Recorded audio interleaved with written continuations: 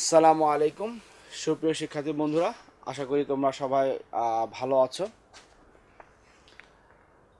তো আমরা শিক্ষার্থী বন্ধুরা আজকে নতুন একটি পাঠ শুরু করতে যাচ্ছি। দ্বিতীয় অধ্যায়, যে পাঠটি হচ্ছে দেখো আমাদের কৃষি উপকরণ তৃতীয় পাঠ, যেটি আমাদের বইয়ের পৃষ্ঠা নাম্বার হচ্ছে 40, পুষ্টি উপাদানের অভাবজনিত লক্ষণ।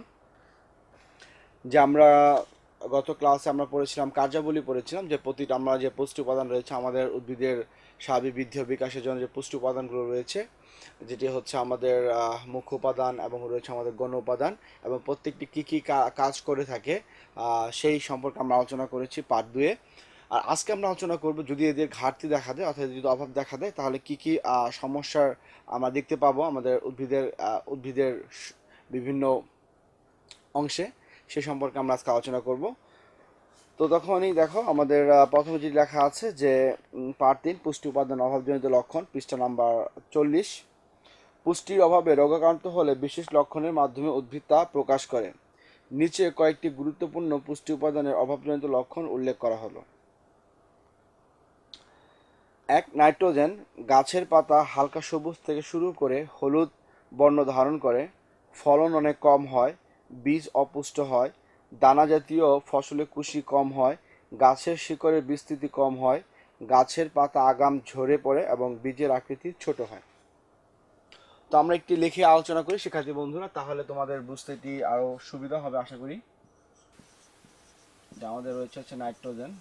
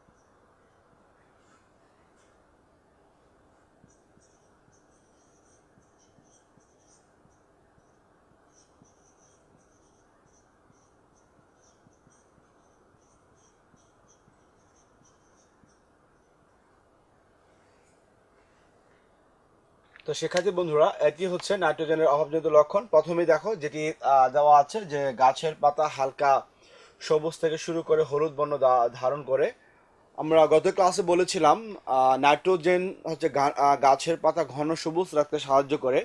তো যেহেতু নাইট্রোজেনের এটি হচ্ছে কাজ, যেহেতু নাইট্রোজেন আহ, পরিমাণে কম থাকে, তাহলে অবশ্যই গাছের পাতাটি আর সবুজ থাকবে না। সেটি সবুজ না থাকে, দেখো গাছের পাতা হালকা সবুজ থেকে শুরু করে হলুদ বর্ণের মতো ধারণ করবে। এরপর যে দেওয়া আছে দেখো ফলন অনেক কম হয় এবং বীজ অপুষ্ট হয়। এই এই দুটি যে কারণটি সেটি হচ্ছে শিক্ষার্থী বন্ধুরা, যেহেতু গাছের পাতা যত বেশি সবুজ হবে এর মধ্যে ক্লোরোফিলের সংখ্যা বেশি থাকবে এবং এই ক্লোরোফিল সূর্যের যে আলো আছে সেই আলোকে কাজে লাগাতে পারবে, শক্তিকে কাজে লাগিয়ে বেশি খাবার তৈরি করতে পারবে। আর যখন বেশি খাবার তৈরি হবে, তো ধানের কথা যদি বলি তো ক্ষেত্রে আমাদের বীজটাও কি অনেক বেশি পুষ্ট হবে। আর অন্যদিকে যখন নাইট্রোজেনের অভাবে গাছের পাতা হালকা সবুজ হওয়া শুরু করবে, তখন কিন্তু ফটোসিনথেসিসের পরিমাণ অর্থাৎ ক্লোরোফিলের পরিমাণও কমে যাবে। এবং ক্লোরোফিলের পরিমাণ কমে গেলে যেটি হবে যে ফটোসিনথেসিস প্রক্রিয়া বাধাপ্রাপ্ত হবে এবং ফটোসিনথেসিস প্রক্রিয়া অর্থাৎ সালোকসংশ্লেষণ প্রক্রিয়া বাধাগ্রস্ত হওয়ার ফলে ফলনও কম হবে এবং বীজও অপুষ্ট হবে। বীজও অপুষ্ট হবে অর্থাৎ বীজটি যথেষ্ট স্বাস্থ্যবান হবে না। এরপরে দেখো যেটি দেওয়া আছে যে দানা জাতীয় ফসলের কুশি কম হয়।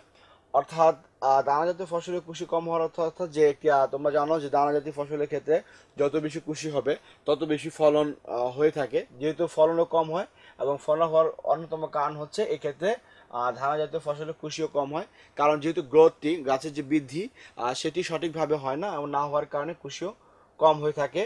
ঠিক তদ্রুপভাবে উপরের দিকে যদি কুশি বলি, নিচের দিকে গাছের নিচের অংশটা থাকে হচ্ছে গাছের শিকড়। সেক্ষেত্রে গাছের শিকড়ের নিচের দিকে যে বিস্তৃতিটা প্রসারণটা সেক্ষেত্রেও কম হয়ে থাকে যদি নাইট্রোজেনের ঘাটতি হয়ে থাকে। তারপর হচ্ছে গাছের পাতা আগাম ঝরে পড়ে এবং বীজের আকৃতি ছোট হয়। যে গাছের পাতা যথেষ্ট পরিমাণ স্বাস্থ্যবান না হওয়ার কারণে গাছের পাতা খুব সহজে ঝরে পড়ে যায় এবং বীজের আকৃতি হয়, যেমন বীজটি যেমন একদিকে অপুষ্ট হয়, ঠিক অন্যদিকে বীজ যে স্বাভাবিক যে আকৃতি হওয়ার কথা তা থেকে ছোট হয়ে থাকে। এই নাইট্রোজেনের ঘাটতি যদি জমিতে থাকে সেক্ষেত্রে আমরা এই বৈশিষ্ট্যগুলো উদ্ভিদের ক্ষেত্রে প্রকাশিত হয়। তো এরপরে দেখো আমাদের দেওয়া আছে হচ্ছে আমাদের পরেরটি ফসফরাস। আমরা চলে যাই পরেরটিতে, ফসফরাস। এটি তোমার শিক্ষার্থী বন্ধুরা লিখে রাখতে পারো, আমরা তোমাদের সামনে প্রত্যেকের সামনে বই আছে, বই দেখেও তোমার লিখে রাখতে পারো। যখন তুমি একটি লিখবে খাতায় লিখবে, তখন কিছুটা হলেও তোমার এই অবহেলিত লক্ষণগুলো মনে থাকবে এবং পরবর্তীতে তোমরা যখন বাসায় নিজেরা অনুশীলন করবে তখন এটি তোমাদের আত্মস্থ করতে অনেক বেশি সহজ হবে।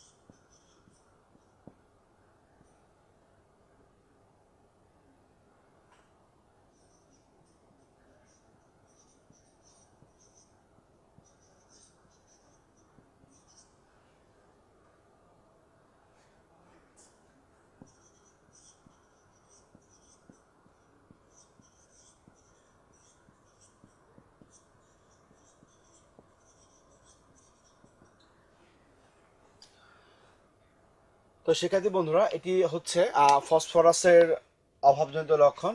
তোমরা একবার বই থেকে দেখে নাও, তাহলে এখানে তোমাকে মেলাতে সুবিধা হবে। যে প্রথম যেটি দেওয়া আছে সেটি হচ্ছে যে বিটপ, এবং বিটপ হচ্ছে উদ্ভিদের উপরে যে, অর্থাৎ মাটির উপরে গাছের যে অংশটি, সেটিকে বলা হচ্ছে বিটপ। আমরা যদি এরকম একটি বড় গাছের আঁকা যায়, তাহলে গাছের যদি আমরা ধরি এটা, এই যে অংশটি শিক্ষার্থী বন্ধু, এটিকে হচ্ছে আমরা বিটপ বলবো। অর্থাৎ উপরে যে গাছের কাণ্ড থেকে শুরু করে গাছের শাখা পোশাকা আছে, এটিকে বলা হবে বিটপ, এবং নিচের অংশটাকে বলা হয় শিকড়। তো এই বিটপ এবং এই মূল, এটি স্বাভাবিক বিকাশ হয় না। এরপর যেটা আছে দেখো, কোষ বিভাজনে বিঘ্ন সৃষ্টি হয়। অর্থাৎ তোমরা জানো শিক্ষার্থী বন্ধুরা, বিভিন্ন রকমের উদ্ভিদের বিভিন্ন রকমের কোষ বিভাজন হয়ে থাকে। একটি হচ্ছে মাইটোসিস, আরেকটি হচ্ছে মূলত মিওসিস।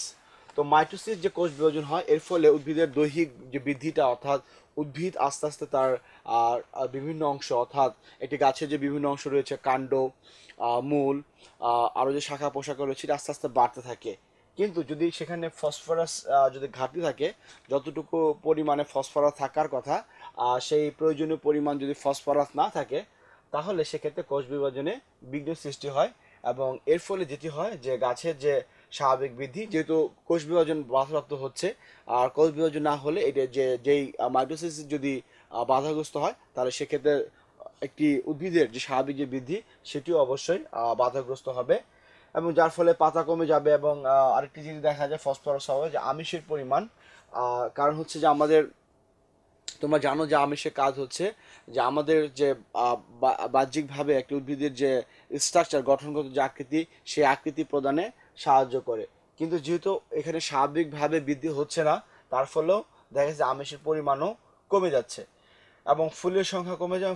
ফুলের সংখ্যা যদি কমে যায়, তাহলে আলটিমেটলি এমনিতেই শিক্ষার্থী বন্ধু হবে, সেখানে ফল ঝরে যাবে বা ফলের আকার ছোট হয়ে থাকবে। কারণ হচ্ছে যে একটি ফুল থেকে কিন্তু পরবর্তীতে সেটি ফলে রূপান্তরিত হয় সময়ের পরিক্রমায়। তো যেহেতু ফুলের সংখ্যা কমে যাচ্ছে, এবং গাছের যেহেতু স্বাভাবিক বৃদ্ধি হচ্ছে না, এবং গাছের যে স্বাভাবিক যে স্ট্রেননেস, অর্থাৎ যে শক্তি থাকার কথা, সামর্থ্য থাকার কথা, সেটা থাকা না কারণে ফল ঝরে যায় এবং ফলের আকারও ছোট হয়ে থাকে। তো এটি হলো ফসফরাস শিক্ষার্থী বন্ধুরা। এরপর আমরা চলে যাব হচ্ছে পটাশিয়াম।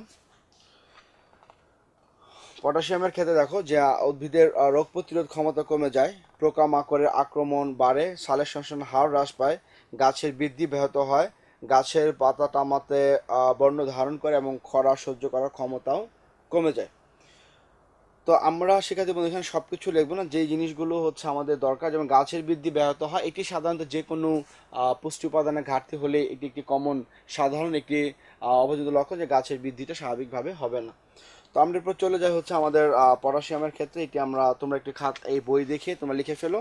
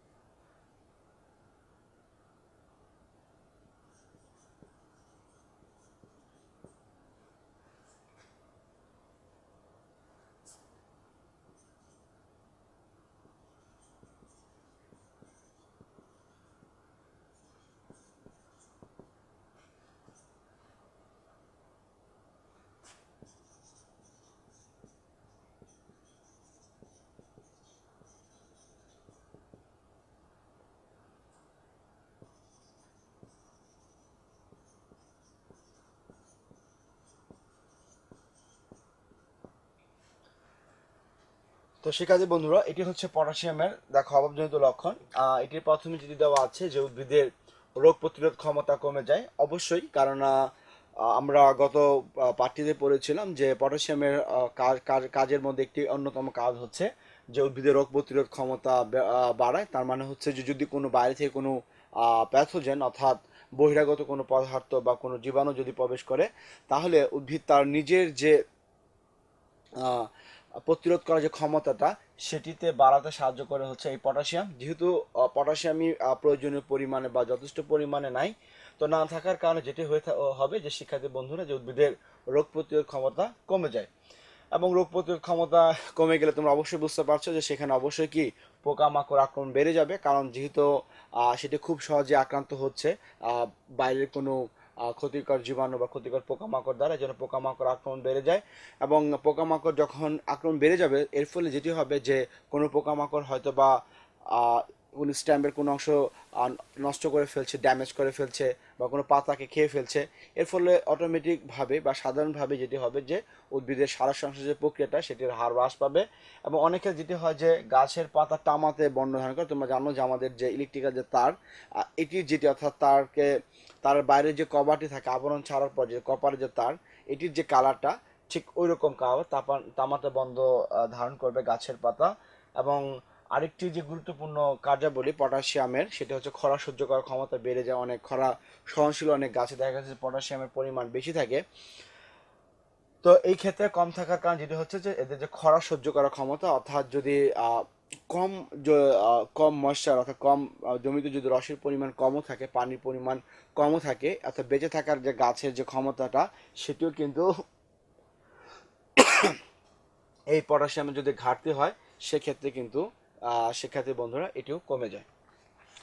তো এইগুলো ছিল হচ্ছে আমাদের পটাশিয়াম সম্পর্কে। এরপর আমরা চলে যাচ্ছে আমাদের পরেরটি, সেটা হচ্ছে সালফার বা গন্ধক।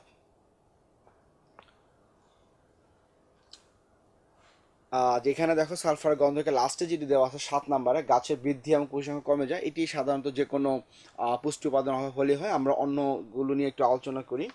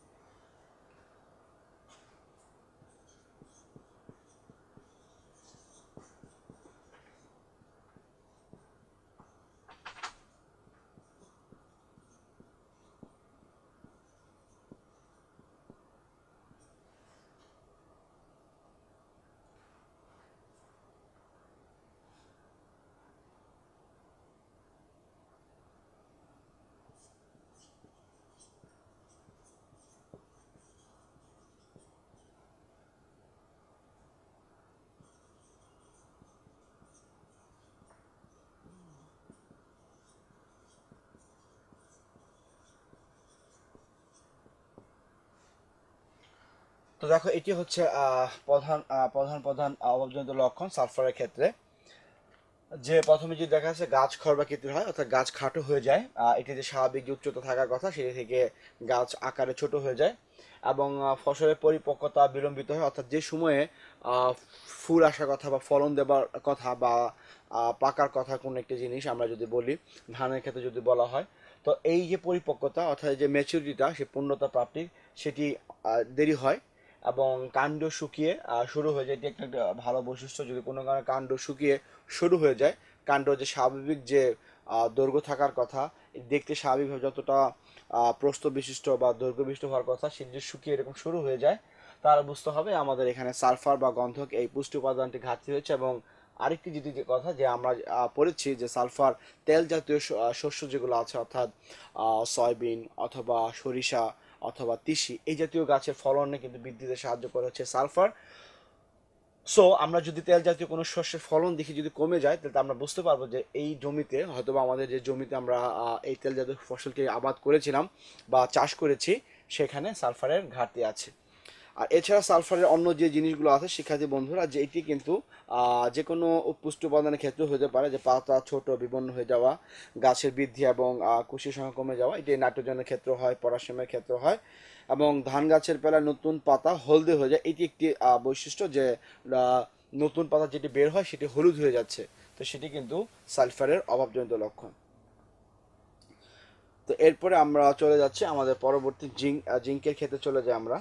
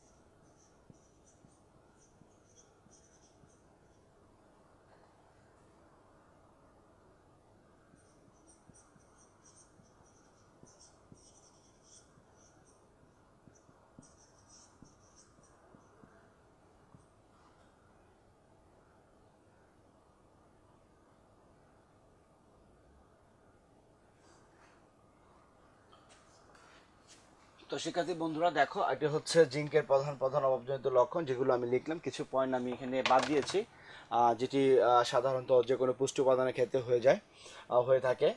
তো জিঙ্কের ক্ষেত্রে দেখো, যেটি হচ্ছে দস্তা আমাদের বলা হয়ে থাকে, দস্তা নাম দেওয়া থাকে বা জিঙ্ক বলা হয় ইংলিশে।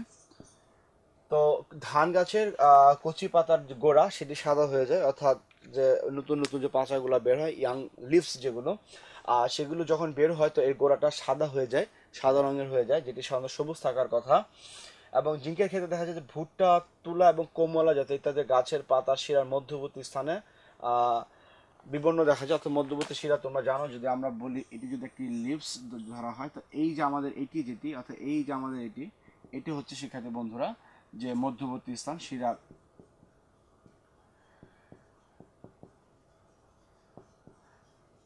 মধ্যবর্তী স্থান এটি। তো এই শিরার এই মধ্যবর্তী স্থানটিতে হচ্ছে বিবর্ণতা দেখা যায়, অর্থাৎ এটি স্বাভাবিক রং সেটি হারিয়ে ফেলে বিবর্ণতা দেখা যায়, এবং লেবু গাছের পাতা কুঁকড়ে যায়, অর্থাৎ এটি হচ্ছে শুকিয়ে যায়, এবং গাছের পাতা যদি শুকিয়ে যায় তাহলে এটি দেখবে রোলিং হয়ে যায়, তো ভাঁজ হয়ে যায়, পাতাটাই ফ্ল্যাট থাকার কথা সেটা ফ্ল্যাট না থেকে কুঁকড়ে যায়, অর্থাৎ এটি ভাঁজ হয়ে যায়।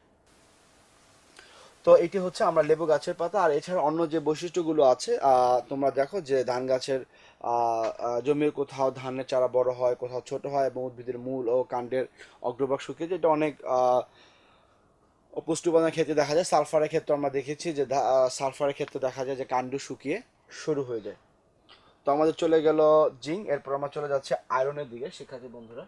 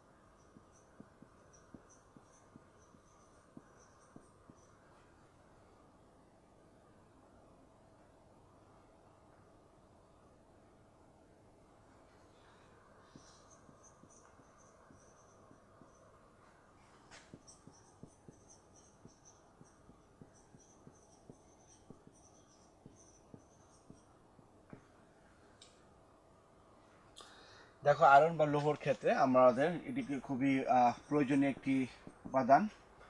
এবং শুধুমাত্র উদ্ভিদের ক্ষেত্রে না, মানুষের দেহের ক্ষেত্রেও এই আয়রনের পরিমাণ বিভিন্ন শারীরবৃত্তীয় প্রক্রিয়া, বিভিন্ন কার্যাবলী সুসম্পন্ন করতে আয়রনের খুব গুরুত্বপূর্ণ ভূমিকা রয়েছে। তো এখানে এটি যে প্রধান বৈশিষ্ট্য দেখো, সয়াবিন এবং কমলা লেবু সবজাতীয় গাছের পাতায় পচন ধরে যায়। এটি একটি কি বলবো প্রধান বৈশিষ্ট্য, যেটি অন্য কোনো পুষ্টি উপাদানের ক্ষেত্রে সাধারণত দেখা যায় না।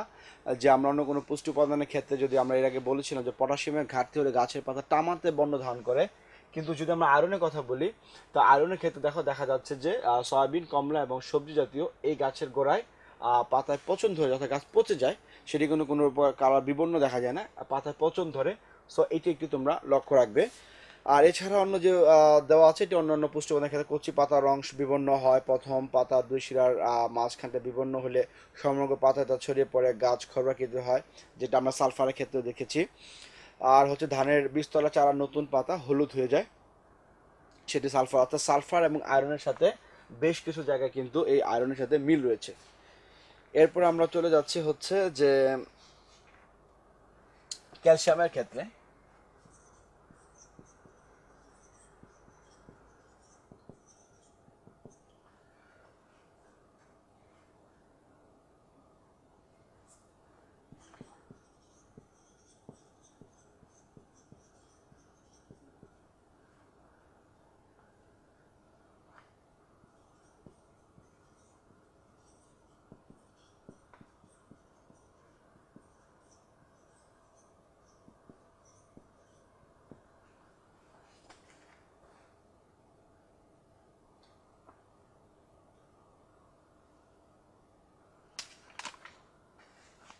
দেখো ক্যালসিয়ামের যে এখানে শিক্ষার্থী বন্ধুরা যে কাজগুলো দেওয়া আছে, এটি আমরা অলরেডি আলোচনা করে ফেলেছি যে কচি পাতার অগ্রভাগের গঠন অস্বাভাবিক হয়, পাতার সবুজ রং বিবর্ণ হয়, পাতার কিনারায় মাঝখানে এবং হলদে এবং বাদামি রং হয়, পাতা ছোট থাকে, গাছ খড়বাকৃতির হয়। এটি আয়রনের ক্ষেত্রে দেখা যায় বা সালফারের ক্ষেত্রে দেখা যায়। আর হচ্ছে সিম জাতীয় ফসলে, অর্থাৎ এই জাতীয় সিম জাতীয় যে ফসলগুলো আছে, আমাদের সিম আমরা যে সাধারণত খাই শীতকালে হয়ে থাকে, তো এই সিম জাতীয় ফসলের যে বৃদ্ধি, এটি কিন্তু শিক্ষার্থী বন্ধুরা ব্যাহত হয়। অর্থাৎ সিম রয়েছে, বরবটি রয়েছে, এই জাতীয় গাছের ক্ষেত্রে ক্যালসিয়ামের একটি অন্যতম ক্যালসিয়াম সমৃদ্ধ যে ফসলগুলো আছে, সেই ফসলগুলোতে কিন্তু মারাত্মকভাবে হচ্ছে ফসলের বৃদ্ধি ব্যাহত হয় যদি সেখানে ক্যালসিয়ামের ঘাটতি থাকে। তো যে জন্য ক্যালসিয়াম সমৃদ্ধ যেই সবজি বা ফল রয়েছে, সেক্ষেত্রে অবশ্যই আমাদেরকে ক্যালসিয়ামের যথেষ্ট পরিমাণে জমিতে, ওই ফসলের জমিতে যথেষ্ট পরিমাণে আমাদের ক্যালসিয়াম থাকতে হবে। তা না হলে কিন্তু অবশ্যই সেই ফসলের বৃদ্ধি আমাদের ব্যাহত হবে। এবং আমাদের সর্বশেষ রয়ে গেছে দেখো ম্যাগনেসিয়াম।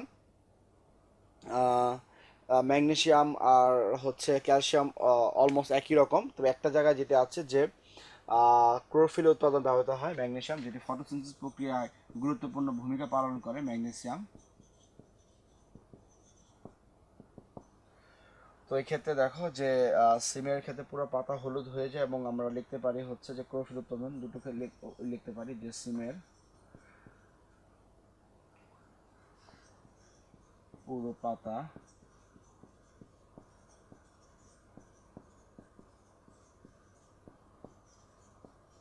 হলুদ হয়ে যায়। এবং 2 নাম্বার যেটা আছে সেটা হচ্ছে ক্লোরোফিল উৎপাদন।